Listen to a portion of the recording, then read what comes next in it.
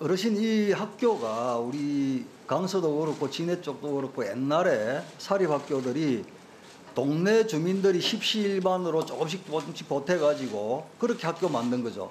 예, 그렇습니다. 각출돼가지고 예. 세워진 학교입니다. 그러니까 조국 후보자가 지난번에 국회에서 이야기했던 것처럼 자기 사유물처럼 자기 개인 재산처럼 뭐 어떻게 하겠다, 사회 기부하겠다, 환원하겠다 이건 어불성설이죠. 그 이야기는 이론상 예. 맞지 않다고 생각을 합니다. 예. 어르신 그 조변현 씨가 이사장 하기 전에 학교에 빚이 많았습니까? 이사장 하기 전에 빚이 있은 것이 없습니다.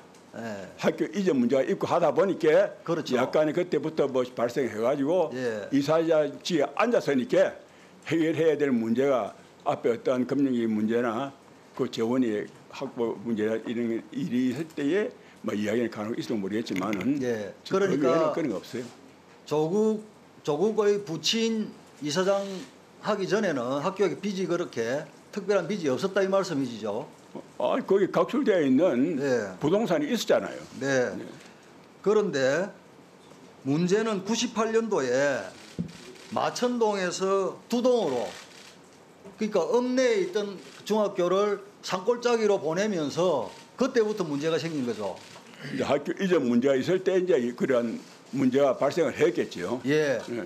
그러면서 지금 학교 빚이 얼마냐면은 지금 현재 학교 땅하고 재산 다 하면 130억 정도 됩니다, 어르신. 그런데 지금 공식적으로 빚이 채무가 240억이래요. 그러니까 청산을 하면 110억이 학교에 빚이 남는 거예요. 그런데 이 110억의 학교 빚이 그 채권자가 누구냐면 조건이 동생하고 이런 사람들이에요. 어떻게 생각하십니까? 조국 동생, 조건이. 그러니까 특별한 빚이 없던 학교를 조국 부친께서 이사장이 되고 학교를 뜬금없이 읍내에 있으면 학교 학생들이 많을 건데 꼴짜기로 들어가고 공사하고 그 뒤에 학교가 빚이 엄청나게 되는데 많아지는데 그 빚의 채권자가 누구냐면은 조국 동생, 조건 등 조국 가족이에요. 어떻게 생각하십니까? 그거 알고 계셨습니까? 제가 이야기를 안 해도 예. 추리를 해보면 잘 아실 겁니다. 예. 어? 이런 과정들이 중학교를 임의적으로 옮기면서 그때 옮길 때 마을 주민들이나 마을의 어르신들이나 이사들이 다 이구동성으로 옮기자 이렇게 한 겁니까? 옮기는 것은 여건상 그 당시에 학교가 복잡한 중심가에 있었기 때문에 한적한 곳으로 보내서 예. 아이들이 교육하기 좋은 곳으로 간다는 그런 이야기는 벌써 이게 고등공민학교 출발할 때부터 거기 어르신들이 이야기는 있었어요. 그래서 어르신, 약간 이야기 있었어요. 예, 그렇지. 옛날에 그 마천동에 있을 때는 읍내였고 거기에 아파트가 들었었지 않습니까, 그죠? 예. 그리고 꼴짜기로 들어갈 거기는 좀 산속 아닙니까? 학교를 상식적으로 생각해도 그렇게 옮기면 비싼 땅 팔아가지고 공사를 하는데 그러면 학교가 빚이 질 이유가 없는 거예요. 그런데 문제는 학교를 이전하면서 이사장이었던 조변현 씨가 공사를 맡아요. 그리고 조국 동생 조건을 한테 하도급을 줘요 또. 그렇게 장난을 쳐가지고 채권은 조국 가족이 가져가고 학교는 빚이 남게 되고 이런 상황이 된 거예요 지금. 예? 그런 상황이 된 거예요. 그래서 이게 이런 가족의 이런 문제에 조국 법무부 장관 후보자가 이사로 참여해가지고 이런 장난질을 하게끔 조건희를 법인 사무국장에 앉히고 그 뒤에 이 모든 일들이 소송을 하면서 무조건 져주는 거예요. 조국 가족들한테 학교가. 그래가지고 이 사단이 났기 때문에 그 중심에 있는 조국 후보자가 학교라는 공익재산을 본인들 가족들 배불리는데 이용한 사람들의 장본인이기 때문에 장관이 되면 안 된다. 이런 취지예요. 예. 그 말씀에 대해서는 제가 앞서 말씀했지만은 예를 들어서 이사에서 어떤 안건을 가지고 뭐 어떤 부도사를 처분해 가지고 채무를 정리하겠다. 그러면은 그 이후에 그 결과를 가지고 이사에 내놔놓고 이래 해서 어디 뭘 해가지고 이래 했다. 그렇게 해서 문제와 답이 그것이 성립될 때에 우리가 이야기되는 거지. 앞에는 이야기 있었지만 뒤에는 그런 사실도 없고 나 사실상 조건이라는 사람도 잘 모릅니다. 잘 몰라요 제가. 그 뒤에 뭐 사무국장이 뭐 이야기 나오는데 요번에 이렇게 폭발이 되니까 일파만파 내적인 모든 것이 다 이렇게 정말 내가 생각했을 때 과연 그 사람이 내 친구였는가? 우리 고향에 순수한 그 있는 사람들 그 사람들이야 그래도 뭐 조금 행편이 나가가지고 유학을 지내도 가고 그 신상길이라는 그 친구도 마찬가지고 나는 가지도 오다 못하고 독립 후손으로서 그 자리에 앉아가지고 그래서 계단에 안 놔주면은 그들로서 농군으로서 끝났을 겁니다 제가. 예, 그래서 그 학교를 사랑했고 나중에 자료를 달라고 줄 겁니다. 내가 6.25 참여 때에 우리 그 앞서가신 선배들 고등공명학교든 중학교든 그 사람들 참여 기념비 그걸 세울 때에 그 사람 졸업장을 못 받았어요. 아무도 없었어요. 그 기념비 세우면서 졸업장도 받아주고 돌아가셨지만 명예회복을 위해서 그 한 내용이 있습니다. 이게. 예, 수고하셨습니다. 다음은 존경하는 표창원 의원님 질의하시기 바랍니다. 네, 우리 김영갑 선생님 너무 감사드립니다. 네, 선생님께 질문 드리기 앞서서 의사진행 발언 겸 말씀을 꼭 드려야 되겠습니다. 조금 전에 우리 존경하는 김대우 의원님께서는 사자의 명예를 정면으로 훼손하셨습니다. 국회에서의 면책특권 뒤에 숨어서 그렇게 하시면 안 됩니다. 장난이라뇨. 그런 식으로 말씀하지 마십시오. 그렇게 해서 아무리 정치적인 목적을 달성한다고 해도 그게 도저히 오래 갈 수가 없습니다. 도의를 지킵시다.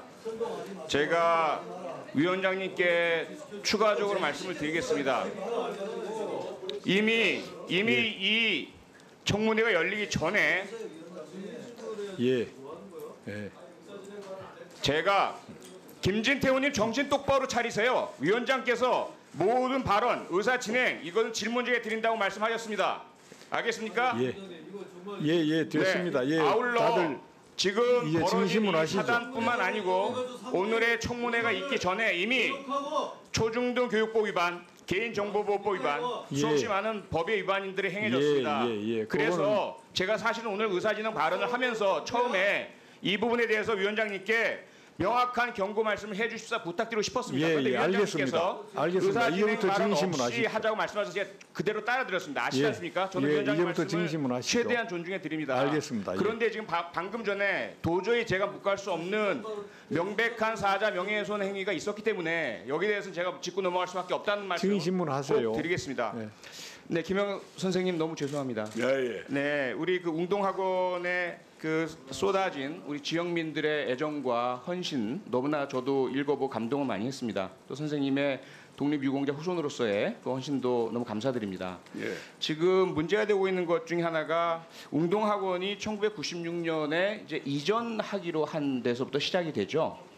그때 선생님도 말씀하셨지만 학생들이 도로변에 있어서 위험하기도 하고 수업에 지장될 정도로 시끄럽기도 하고 그래서 좀 편안하고 교육이 잘 되는 곳으로 옮기자 이렇게 의견이 모아진 것이죠.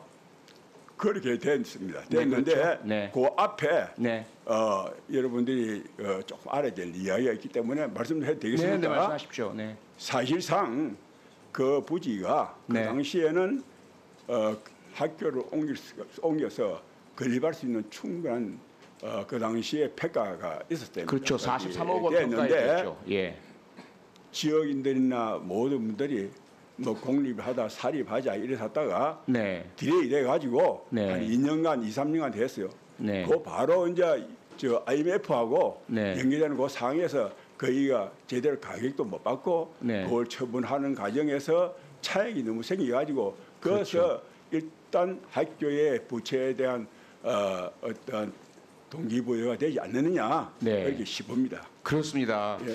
당시에는 사실 43억 원 평가액이었고 그래서 동남은행에 담보대출로 35억 원을 대출 받아서 충분히 공사를 치를 것으로 예상을 했었죠.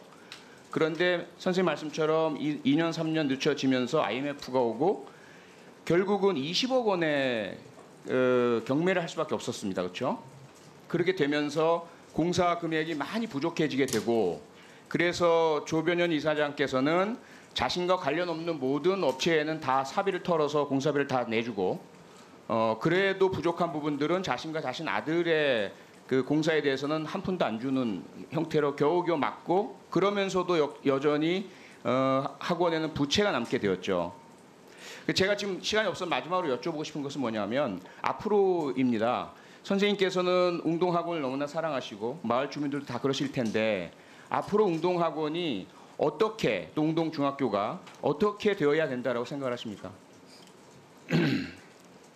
지금 그 말씀에 대해서는 네, 앞서 내가 이야기한 거 그 당시에 지어인들하고 또 그 학교 재단 측하고 네, 사립과 공립에 대한 문제를 줄다리 하다가 일단 그렇게 됐습니다. 네. 그 뒤에 어떠한 금융 문제라는 이런 것은 전혀 모릅니다. 모르시고요. 전혀 네. 모릅니다. 네, 예. 네.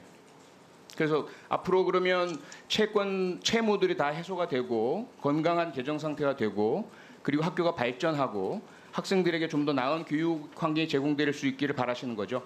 바라는 거죠. 네, 그 지금 우려하는 것은 네, 그래도 아이들 교육해서 후이전들 잘 키우려고 하는데 그렇죠. 지금 이 애들한테 이게 무슨 꼴입니까 이게? 그러니까요. 나그 네. 상황 눈물 나요. 솔직한 이야기가. 네, 나는 그렇게 생각을 안 했습니다. 안 했는데 네, 그럼 일단 이 결과가 잘 이렇게 해결돼 가지고 자라나는 후진들에게 상처 안 주고 지역의 발전에 기여할 수 있는 이 계기를 통해서 그냥 좋은 후보나 누구나 다 그 고향 출신하고 다 관계되는 분 아닙니까?